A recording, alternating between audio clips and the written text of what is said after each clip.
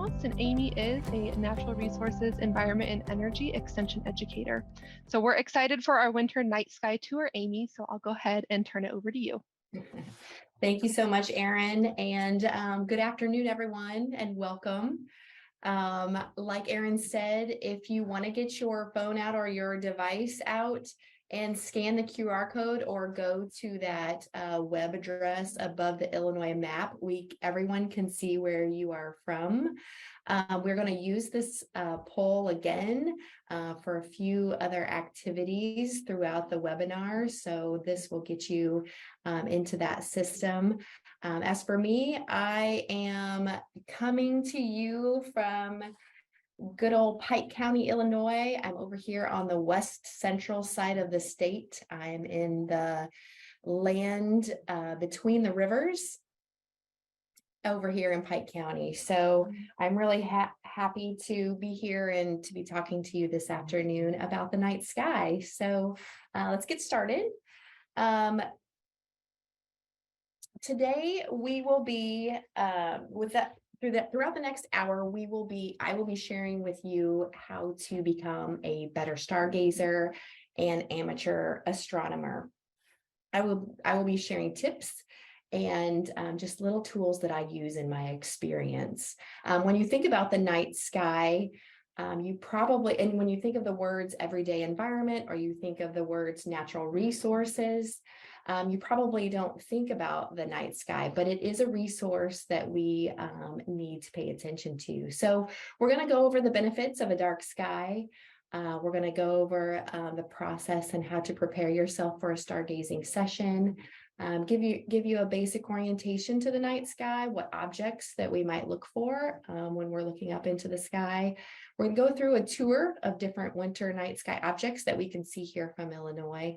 And then as we go through the webinar today, I'll be throwing out different tools and resources that I use, and Erin will be sharing those links in the chat box as we go along.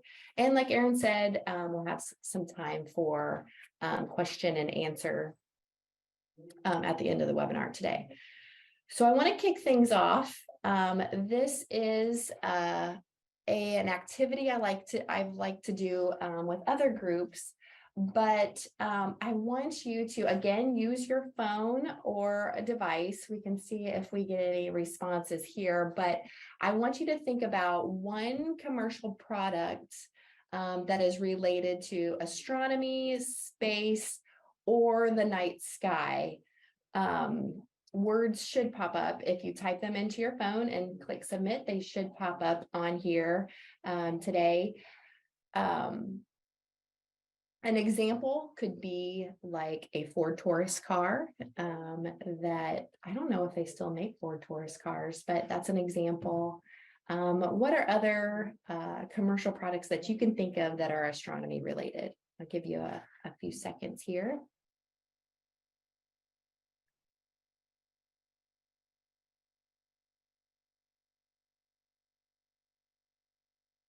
What about a brand names? Like the Ford Taurus. Ooh, I see Comet like the cleaner, a Saturn car. I see that.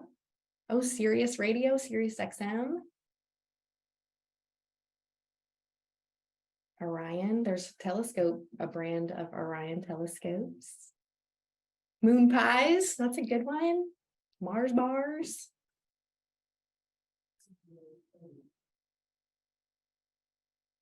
That's fun. The Apollo Theater. Yes, wonderful. Well, great job. This activity just shows that as a society, we really have a really big fascination with astronomy and the stars. They've inspired us, and they have kind of infused itself into our commercial products. So marketing people like to use that, and it brings to mind a lot of different fascinating things to people's mind when they think about astronomy and related things. Some other examples are like a Chevy Nova. Those have been obviously Comet, the cleaner, a Subaru. is actually, if you look on the logo of a Subaru car, Subaru actually means the Pleiades in Japanese. So those stars on the front of a Subaru car are actually the Pleiades, which is kind of neat. So just a fun activity to start off. And celestial events. So celestial events get really a lot of attention in the media, the social media. And I didn't know if anyone, hopefully you guys had a better night sky than I had last night. It was fairly overcast and cloudy for the lunar occultation of Mars. So the lunar occultation just means that the moon moved between us standing on the Earth, our perspective on the Earth, and Mars. The moon moved between Mars and actually covered up Mars for about an hour last night. But there were also other really cool things that all happened at once last night. The moon was full, which was neat. Mars was also in opposition, which means the sun, the Earth, and Mars were all together in a straight line. And Mars was also closest to the Earth last night, and so the brightest in our sky last night. So a lot of things were happening last night. The lunar occultation of Mars only happens every 26 months. So the next time this occurs won't be until January of 2025. So this picture is from Stellarium, which is a planetarium software, open source free software online. And I'm sure lots of astrophotographers last night were trying to get this exact image where Mars is right on the edge of the moon. So hopefully where you were located, you were able to see some of this last night. So why do we want to stargaze in the wintertime? The wintertime gives us a lot of advantages of stargazing. The obvious kind of con about winter stargazing is that the temperature is cold, right? But we can put on our layers and things like that to abate the cold. But the atmosphere is a lot clearer in the wintertime. There is less humidity other than last night and the last few nights. Typically, the atmosphere is a lot more clear, less humid in the wintertime. The winter hours of darkness are a lot longer, so it gets dark really early. So 4:40, I think, is my sunset over here in Western Illinois, so we can get out into the field fairly early rather than in the summertime when we're going out at around 10 o'clock and we're trying to stay up super late to see those objects. But when we can get out into that field early, that's one of the advantages of stargazing in the wintertime. We also have beautiful, beautiful constellations, stars, all different types of things that come out during the winter season. So that's another advantage of stargazing in the wintertime. And there are no insects in the wintertime, so you don't have to battle the insects. So we're going to go through a little bit of a checklist here, finding our date and location if we want to have a stargazing session, gathering our supplies, orienting ourselves with the sky, and finding objects. So in terms of finding a location, I want to turn your attention to this light pollution map. This is the website up above. If you are going out in your backyard, say, this might not be too helpful, although you can look at your location on this map at any time and see what your brightness of your sky is. But if you're making a trip outside of town or outside of city limits and trying to find somewhere where you want to, ensure that you're going to have a dark sky, this is a great map to use. It's spans all over the world. I want to turn your attention to this Bortle class code here. This is a location where I like to stargaze, and it's obviously in this blue area, which is darker, which is awesome, but it is a class 3 sky on the Bortle scale. So I want you to remember that. And on this next slide, I'll show you a little bit more about the Bortle scale. So these numbers up here show the Bortle scale. going from 1 as a very, very dark sky up to 9, which is an inner city sky where you can only see some of the brightest objects. When we're finding a location, we want that kind of goal to find that 3 to 4 class 3 or class 4 sky. That's where we can get the best views of objects that we want to see. But what are the benefits of this dark sky? Why do we want it to be dark? And what can happen if it isn't dark?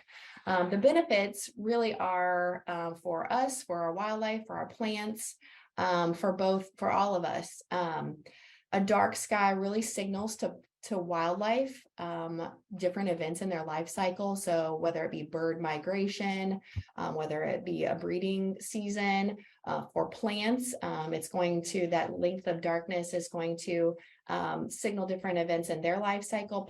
There are some pollinators that only pollinate during the dark sky hours. So that dark sky is really important to the survival of those plants and animals. Obviously, nocturnal wildlife, they are surviving in the nighttime, right? That is when they're feeding and they're hunting. So they need that dark sky. As far as humans are concerned, a dark sky really improves our sleep quality. There has been research done that if we have too much light, too much brightness, it will interrupt our circadian rhythm, our day and night rhythm, which leads to lots of different illnesses, health issues and things like that. So a dark sky really improves our sleep quality. It reduces glare as well. You guys know when you're driving at night or when you're walking at night, a dark sky reduces that glare. And of course, for all of us on this call that are interested in the night sky, we get a better view of the stars.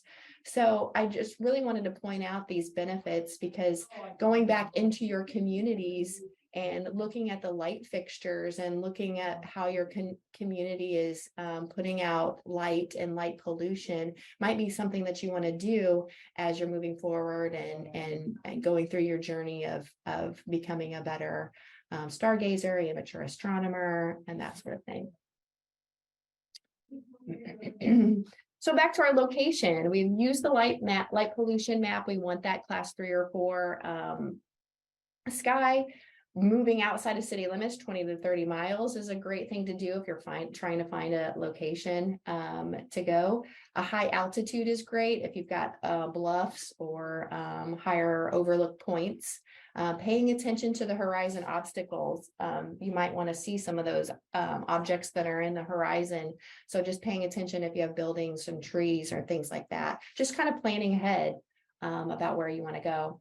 Knowing your latitude as well. Some celestial events like last night, the occultation wasn't seen all over North America. So I'm in Pike County, which is over here between the 39 and 40 degree latitude lines, but knowing your location and your latitude and longitude is important when you're, Googling different events that are happening. Am I going to see this eclipse? Am I going to see this conjunction or different types of events? Knowing where you're at is important before you make a trip out there to go see something that you might not be able to see. And then of course, it almost goes without saying, but make sure you have landowner permission if you're going out on to private property or finding a public space is part of that checklist of finding your location. Obviously, dates, when we're looking at different dates, we want to find a clear night. And one of the tools that I use to make sure that the sky is going to be clear is a website called cleardarksky.com. This is a screenshot, but it shows out 3 days ahead what the cloud cover is going to be. Typically, I'm using this top line here and looking to see what my cloud cover can be. There's lots of other different factors that you can use here, especially if you're more advanced and you're using different tools and you really want to see something. There are lots of different factors here that you can look at to make sure that your date is going to work out before you go set up all your things or travel or that sort of thing. Also, the moon phase, you want the sky to be as dark as possible when you are looking at objects, and a new moon is obviously most ideal if you're looking at stars and other objects outside of the moon. If you're studying the moon, obviously, you want to look at different phases of the moon at different times, but NASA has a great tool where you can just put in the month and the day and figure out what your moon phase is before you make that trip. And what's going to be in the sky on the date that you want to go out. I have a few different tools that I like to use to print out my sky star charts. Sky and Telescope has a great interactive star chart tool online. It'll print out a black and white copy of this, but you can put your location, your date, your time.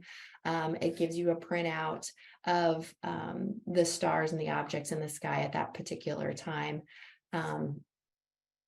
At the Astronomical League also has a really great monthly guide that I don't know, picks out different cool features, really focuses on star hopping through the sky and what you can look through throughout a whole month. So I like to use that often as well. Oh, I forgot to mention NASA Night Sky Network also has a night sky planner on their website as well. It's usually just a one night thing. So, you know, you're getting on there one night, what's going on that night. It has the moon phase and different types of things. So that's a great resource, NASA Night Sky Network. Supplies. So making a grab and go kit. Some of you guys might be a little bit more advanced on your journey. Some of you guys might be beginners, but these are the things that I like to take out when I go out. Number one, a red flashlight or headlamp, making sure that it has that red feature on there. When you're flipping back and forth between your sky chart, you're looking at your sky chart, you're turning it on, you're looking back up at the sky. You want to make sure that light is red so that it doesn't affect your eyes. Turning on and off a white light really affects your eyes. There are also, if you have apps that you're using on your phone, most of those apps have a night vision or a night light option when you're out in the field as well. A laser pointer, you guys may or may not have used this before, but a green, preferably green laser pointer. You can go online and find these as astronomy laser pointers. It is the best tool to use if you are with a partner or with a group to point out things in the sky. You know, you're trying to look up and you're like, over there, over there, over there, but the laser pointer really helps. And it's a really great tool to have in your bag. Binoculars. A lot of people ask, oh, what should be my first telescope? Binoculars. Binoculars should be your first telescope. They're not a lot of investment. Typically people have them in their houses.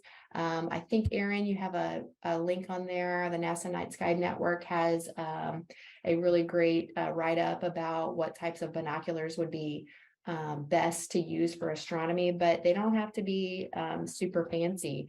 And binoculars, you know, at first I was a skeptic, but then I started to use my binoculars more and more, and there's a lot of things that you can see. In fact, the Royal Astronomical League of Canada has a entire program that has, I think, over 155 different targets that you can find with binoculars. So they're really a good thing to have in your kit.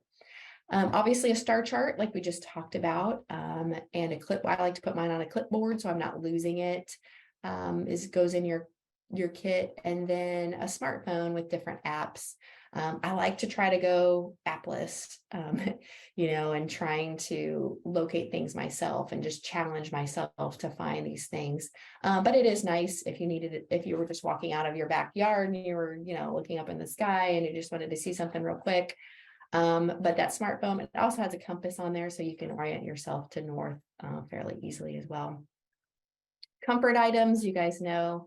But your blanket, your reclining chair, those zero gravity chairs are pretty awesome. Hot drinks if you're in the winter time, heated foot warmers, and then if it's summertime, don't forget that insect repellent.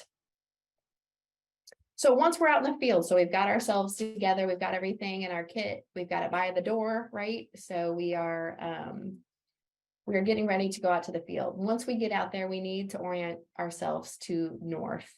And when I used to teach this to kiddos, we would be like, well, which way's north? And they would say, oh, the North Star. Well, where is that? And then they didn't know. But easy ways to find north, obviously a compass. Second, if you know where the sun has set, or you're out there and you know the direction the sun is set, north is going to be on your right, right? So that's an easy way to find north, just to orient yourself to north. Star hopping and finding Polaris is, for me, one of the easiest ways to find Polaris or the North Star. So on this screen here, you can see the Big Dipper, part of Ursa Major. You see the handle coming up from the bottom, and you see the pan here. If you follow the 2 stars at the end of the pan of the Big Dipper, you will always point yourself toward the North Star right here.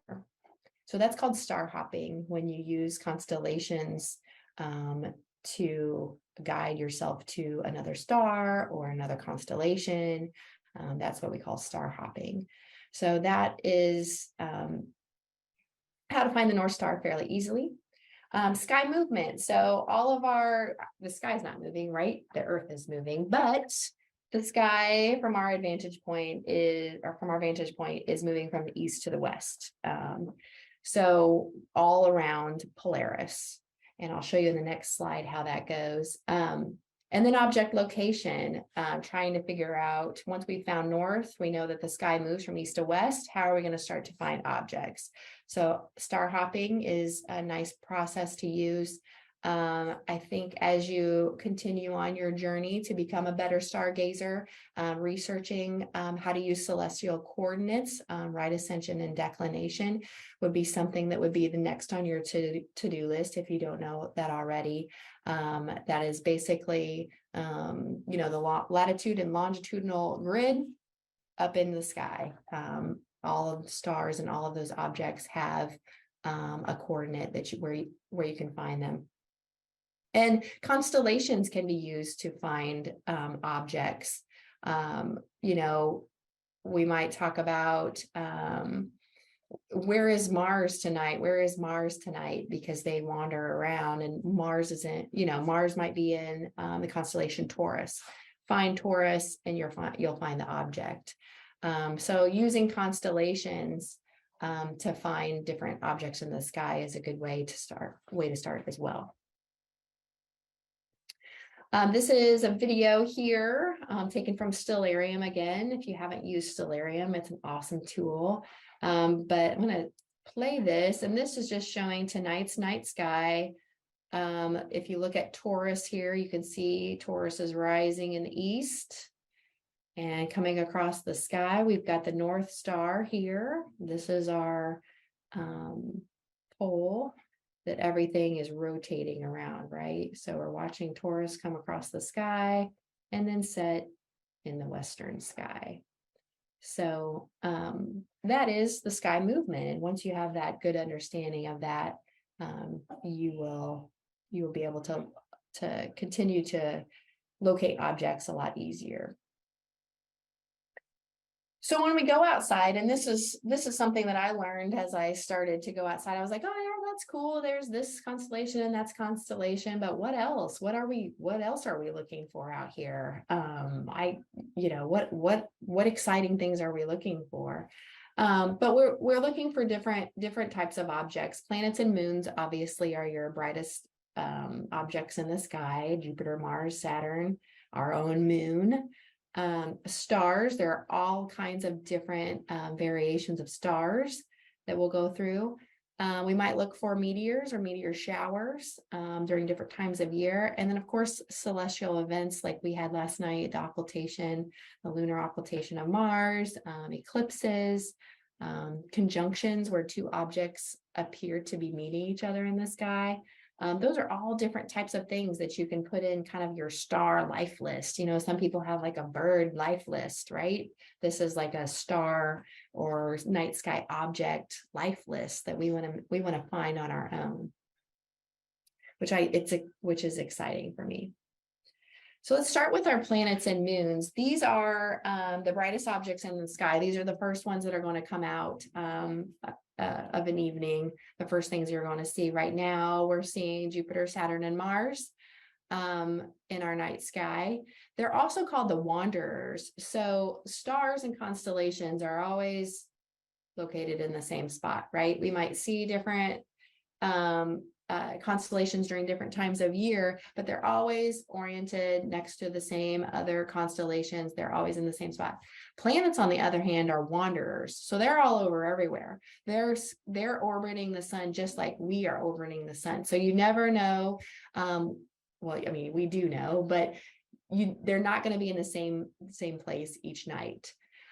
They follow an ecliptic, which is the path of the sun, the planets, the moon, all follow this imaginary line around our sky or through the sky that is called the ecliptic. And in fact, all the zodiac signs are located on the ecliptic, and that's how that came about.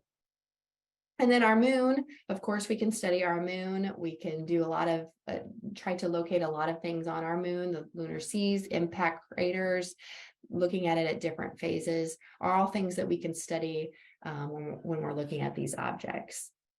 This is just kind of a picture that's showing the ecliptic in the sky, just that imaginary line that goes through the sky. When you're looking at different star charts and things like that, a lot of times they'll show the ecliptic on your star chart, but the sun, the moon, and all of our planets follow that same imaginary line through the sky. Moving on to stars. So there's lots of different variations and things that we can look for when we're looking at stars. Double stars, Miser and Alcor, which are in Ursa Major or the Big Dipper. Constellations we'll go through here in a little bit when we go through our winter night sky tour. Different star clusters. So we have open or globular star clusters, which we're showing Pleiades here. We'll talk more about Pleiades here in a bit. And then nebulae. So this is the Orion Nebula. Star nurseries. I was reading and doing some research, and star nurseries look like a baby, all wrapped up in a blanket. They have lots of dust and particles and things all around them, and makes it really interesting to look at the night sky. Constellations. I want to give you, before we dive into constellations, I want to give you a little bit of a historical context of constellations. I'm going to try to get this website over here for you guys to see. I'm not sure if you'll be able to see it. Can you see this, Erin? We see your PowerPoint screen. You see the PowerPoint screen. Okay. Let me see if I can. How about this? Yes. So this website is pretty cool. It's a visual representation website of how different constellations or how the stars are interpreted differently. So of course the night sky, it has been here over time. It connects all of us from different locations. It connects all of us through time, right? But different cultures looked at the stars differently. So we all had different stories from the sky. Our Western constellations are what modern astronomers use today. We have 88 different constellations that are lined out in the sky. And that are referred to by modern astronomers. But different cultures use different constellations and tell stories in different ways.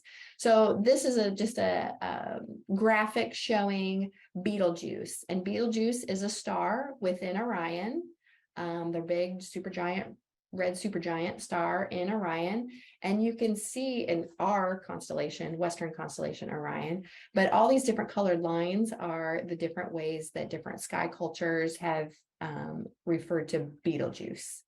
So our Western culture, we of course use Betelgeuse in Orion, which is the great hunter, and we'll talk more about Orion. But if we look over here at Egyptian culture, they use Betelgeuse in a different way. So they put together different pictures in the sky. This is a humanoid, type of figure here, and this is the father of their gods called Sa. And the Egyptian culture have only 28 constellations that they interpreted in the sky and had different meanings behind. If we turn to the Navajo culture, they only had 8 different constellations in the sky. And they use Betelgeuse and this constellation called the first Slim One, who was a leader who led tribes or led people across from a land of desolation to a land of peace and harmony. So this is supposedly his walking stick or his or her walking stick. But it's just very interesting how the sky is kind of that natural wonder and the only natural wonder that hasn't changed over time. Our landscape has changed a lot over time, but the night sky hasn't. So I just thought this was really interesting just to see that historical context of different constellations. All right, we're going to try to switch back over here. All right, can you see my screen? We see the presenter mode, so we can see your notes. Oh, that's weird. Let's see. How about this one? Better? Yes. Okay. Good to go. Okay. So now we're going to move on. We've got a little bit of historical context about our constellations. What are we going to see tonight and throughout the winter time in the Illinois winter night sky? So as oddly as it is to start off with, we can see the summer triangle, but it is in the ending time frame of its existence in the night sky. So the summer triangle is composed of 3 very bright stars in the night sky, easy to identify and find. So when you're going out there in the night sky for the first time, the brightest objects out there are the first things that are going to stick out to you, right? The summer triangle, which would be in the eastern sky, the western sky, about ready to set, is where you can find the summer triangle. So we've got Vega down here in Lyra. We have Deneb, which is in Cygnus, the swan, and we have Altair over here, which is in Aquila, the eagle. It's the eagle eye. So when you're out, this screen is showing you from stellarium to night sky at 8 o'clock at 8:01. So right before it sets in the western horizon, you should be able to pick out the summer triangle before it fades away and gives way to the winter constellations. So here are a few that I'm going to kind of highlight that are some of the major constellations that can be found in the winter night sky. And we'll start with Pegasus. Pegasus is a winged horse in Greek mythology, but is also called the Great Square. So you have the term constellation and you have the term asterism. Asterism is different shapes in the sky, but not deemed a full constellation and not part of the 88 constellations that we have. So Pegasus is the winged horse, and that is its definition and as the constellation, and has all these stars out here included in that. The asterism within Pegasus is called the Great Square, which is easy to find in the night sky. They're all about the same brightness. They can be found right above, Jupiter. And then some of the stories that come with Pegasus is obviously he is connected to Andromeda. Right over here off the screen is Perseus and Andromeda were married. Pegasus, as the winged horse, actually worked with Perseus to save Andromeda from the crazy sea dragon. So that's why they are located in the sky together. So Pegasus is right here near the Andromeda galaxy as well. but Pegasus and the Andromeda constellation are connected. Pegasus actually was put up into the sky, and Zeus, the god Zeus, gave him the I guess privilege to carry Zeus's thunder. So that's part of the Greek mythology behind Pegasus. But Pegasus, the great square, usually right above you. If you're facing south, it'll be right above you. 4 big stars. It's a giant constellation, really big, takes up a lot of space. So that's Pegasus. Then we're going to go and we're going to kind of move, we're going to move across the sky as to what would be coming up first and setting first. So we're going to move next to Cassiopeia, which is a really easy constellation to see over and over again. It is in the shape of a W. I always think, right, well, this is the shape of an M, but I always say a W, and it looks like a crown in the night sky because Cassiopeia is the queen of the night sky. It is a circumpolar constellation. It is closely located to Polaris, or the North Star, so it is seen the entire year. It makes a tiny little circle around Polaris, so you can see Cassiopeia throughout the entire year. She was the mother to Andromeda, which I just talked about, who was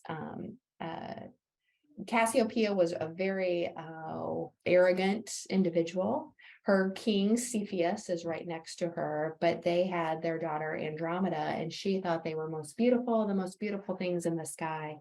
And Poseidon, the king of the sea, didn't like that. So Cepheus and Cassiopeia had to, according to Greek mythology, had to sacrifice their daughter Andromeda, and then who then was saved by Perseus and Pegasus. So those are some of the stories that kind of go behind Cassiopeia. But Cassiopeia has very bright stars, very easy to find.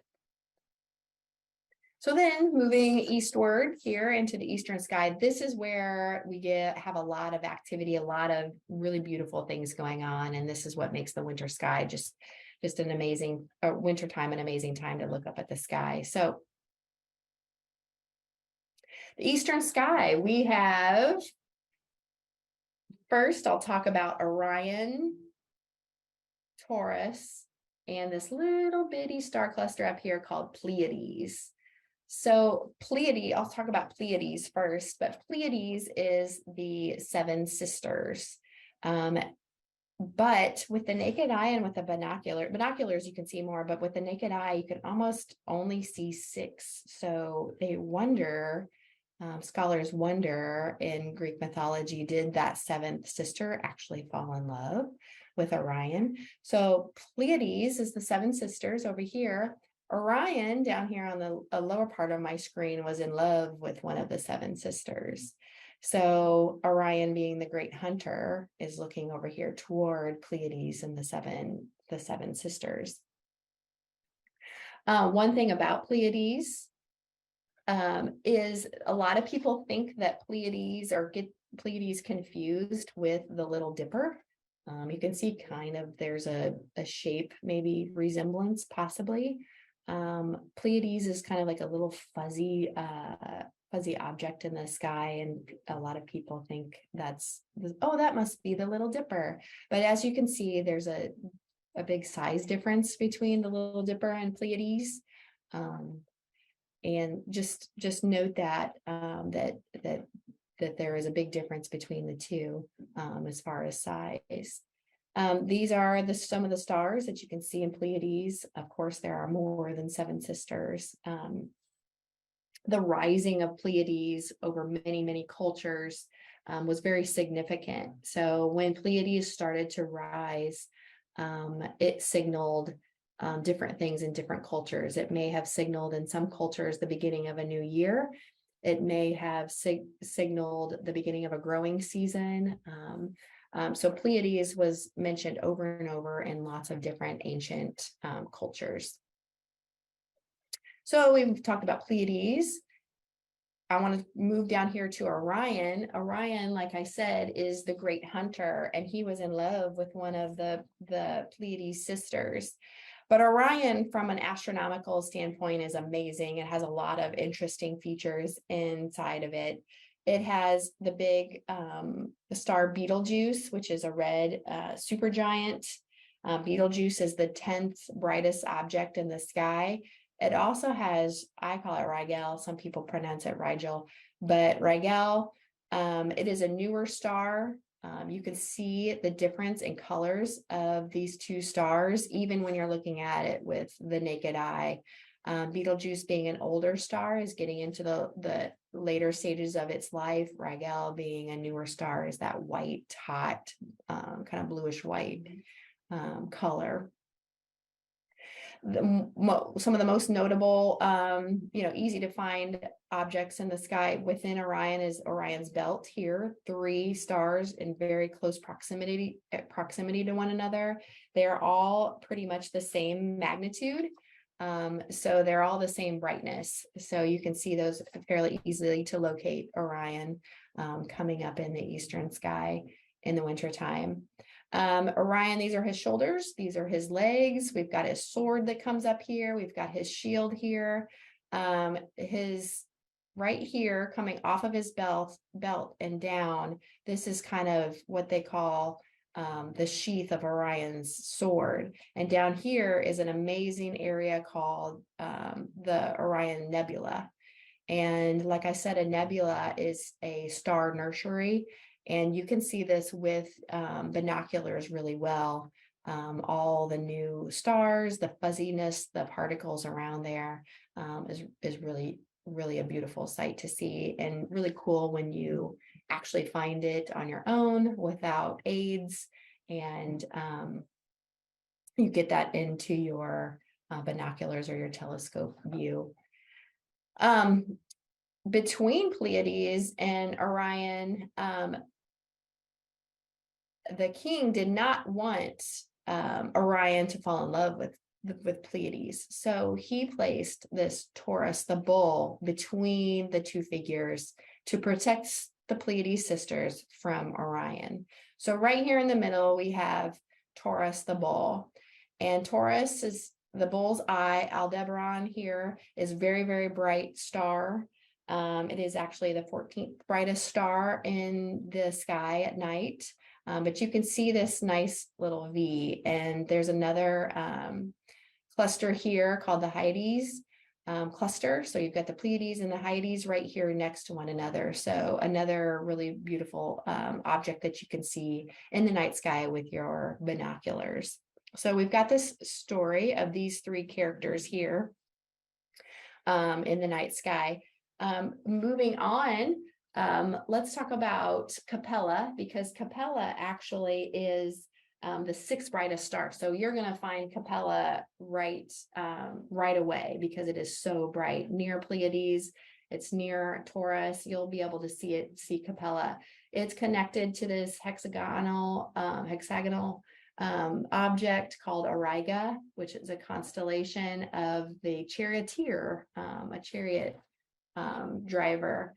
But Capella is a really beautiful star, a new hot star that is really easy to see. Down below Auriga is Gemini, and Gemini are the twins. The twins, heads of the twins are noted by 2 really bright stars called Castor and Pollux. And Castor and Pollux can be easily found through star hopping. So if you find Orion in the winter night sky and start at Rigel, move through Betelgeuse and move up, you will find Castor and Pollux very easily. Sometimes people can be confused between Capella and its neighboring star in the Auriga constellation that might look like Castor and Pollux because they're near one another. But you can tell that the magnitude, the brightness of Capella is so much different than its neighboring star.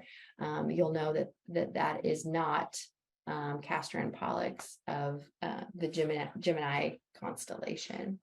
So this is the eastern sky. This is about 8 o'clock at night, like I said before. Lots of very, very interesting things, lots of things to see. Obviously, right now, the moon and Mars are over in this area as well at 8 o'clock. So it's just a really beautiful, beautiful area to discover in the night sky. Last, we talked about the 4 different types of objects. The last object or last types of objects that I want to talk about are meteor showers and comets. Annually, there is a meteor shower each a meteor shower that there are meteor showers that happen each year.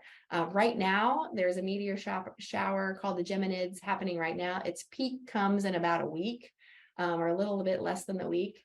It is has the most meteors per hour than any other meteor shower that happens in our hemisphere.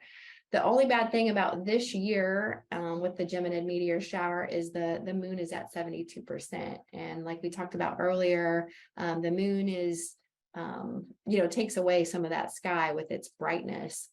So you won't be able, you'll still be able to see shooting stars or meteors streaking across the sky during that time, but you won't see as many. The next meteor shower peaks around the new year. It is another major meteor shower, but again, the moon is going to be almost full during that period of time, so you won't be able to see it at its peak. The Perseids, I'm sure those of you who are astronomy lovers know about the Perseid meteor shower. It's very popular, well known, happens at the end of summer, so a lot of people are able to take in this Perseid meteor shower. It's a medium level meteor shower at 50 to 70 meteors per hour. But the cool thing about this summer in 2023 is that the moon is going to be just at 10%. So we should be able to see plenty of meteors during that meteor shower. So back to, I want to give you a little bit of a quiz before we finish up by the end of the day. Back to your phones. If you get your phones out, scan the code. It might come up. Let me make sure over here I've got it activated. But I want you to look at this sky. You might have to zoom in on your phone if you have a smaller phone like I do, but I want you to test yourself in the sky. Somebody already has it, but test yourself in the sky. I tried to limit the number of visual cues that were out there, but this is what you're going to see. You're not going to see all the lines in the sky, and you're not going to see all these labels in the sky. So can you find Orion's belt in this sky? We are looking, this is the eastern sky on the right, western sky. The northern sky is down at the bottom. Southern sky is at the top.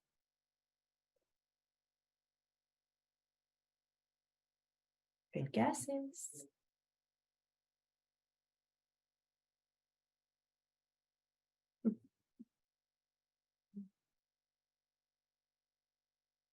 Nice work out there. I see a lot of you over here that you are correct over here. We see these 3 dots right together over here on the right side of the screen in the eastern sky rising. That is Orion's belt, and that's what you'll look for rising in the east over there. You can see both of the shoulders of Orion and then the legs that come down in Orion. Right here next to Orion, remember we've got Orion the Hunter, we've got the Pleiades, the 7 sisters, and what do we have between? We have Taurus the Bull. So this is Aldebaran, it's Bright Eye, the Bull, and you can see the V here of Taurus,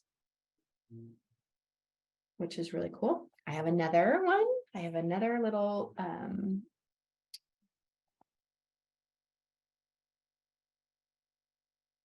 another quiz for you here. Where are Castor and Pollux of the Gemini constellation?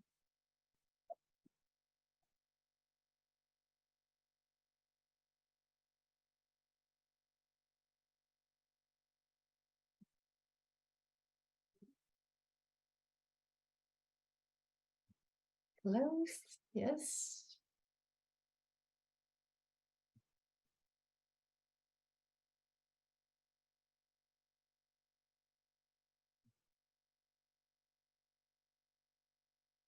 Awesome. You guys did a really good job.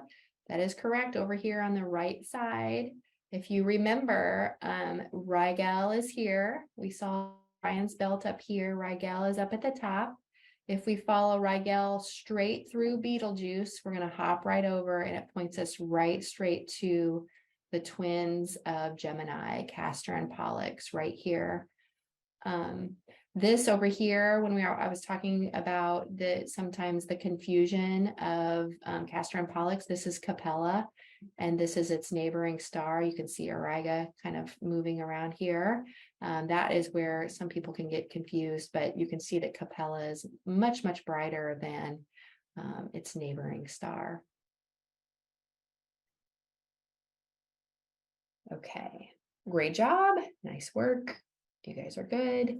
Okay, some of the tools and resources, I'll hurry through these because I'm running out of time. But like I said, Erin, and within a follow-up email, there are several links to all of these. But for star charts and star maps, I like to use that Sky and Telescope and the Astronomical League. Sky Condition, these are the two tools that I talked about. You might just take a picture of this screen. Phone and tablet apps, I like to use Stellarium. Has a web app, but it also has a phone app too, and it's a great app. I also use Skyview every now and again. General websites out there, obviously NASA is a great website about there's a sky watching specific website, and I included that in the link list. The Lawrence Hall of Science Planetarium has some great information online. And if you want to find more targets to look for, either with your binoculars, or with a telescope, with your unaided eye, the Royal Astronomical Society of Canada has some really great programs where you can find different targets to look for. If you want to look for astronomy clubs that are in your area, a listing of astronomy clubs through the Astronomical League or NASA Night Sky Network will show you clubs that might be in your area. And then here in the middle, I just listed a couple sites. I saw someone was from Homer, and Homer, I think, is an International Dark Sky Association community. I don't have them listed here, but welcome, Homer community residents. But we do have two official Illinois dark sky parks in Illinois. Middle Fork River Forest Preserve in Champaign County was the first. Make sure to, if you are really into this, make sure you put that on your list of places to go. And Palace Preserves, which is outside of the city in Cook County, is also one of the newer certified Illinois dark sky parks in Illinois. There are a couple annual astronomy events, some bigger star parties. The Illinois Dark Skies Star Party happens annually in the fall at Jim Edgar Panther Creek, which is outside of Springfield in central Illinois. And then the Bootleg Spring Star Party is in north central Illinois. Next steps, what should we do next? I will be sending you, and I think Erin has a link for this as well, a stargazer challenge, just a beginner stargazer challenge, locating some basic constellations, learning celestial coordinates, things like that, celebrating the winter solstice. So those are some next steps that you can take on your own and try to challenge yourself and find these things without any aids out in the field. There are, like I mentioned already, observing programs to find targets. So I talked about the Society of Canada, but the Astronomical League also has observing programs where you can collect pins. It's all on your own. It's self-reporting. It gives you lots of different targets to look for. There's beginner, mid, advanced different programs that you can use or that you can go through, and you can collect different pins.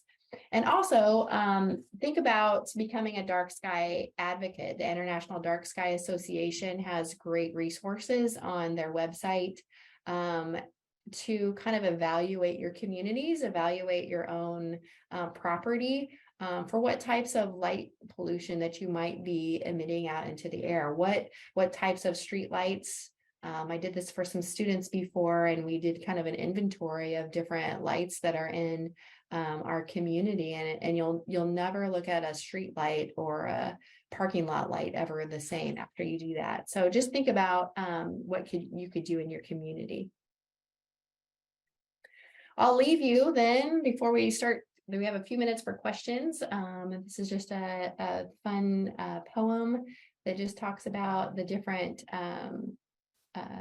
constellations that come up during the winter night sky. And I thought it was just fitting for our time today. So I thank you guys so much for joining us today. Do we have any questions that I might be able to answer while I have you on here? Yes, we do. Thank you so much, Amy. That was a wonderful presentation and lots of great resources. Like she said, we will send those out because I didn't put them all in there. I put a lot of them, but there's a lot of great information that you can spend a lot of time diving into after the presentation.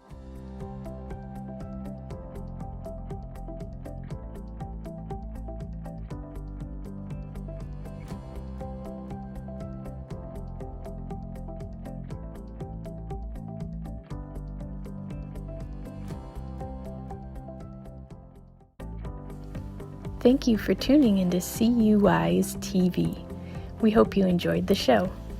This video can be accessed anytime on youtube.com. In the YouTube search bar, type in UPTV6 and look for their microphone logo. We hope you will join us again next week for more local, engaging content designed specifically for Champaign County older adults. Take care and stay safe.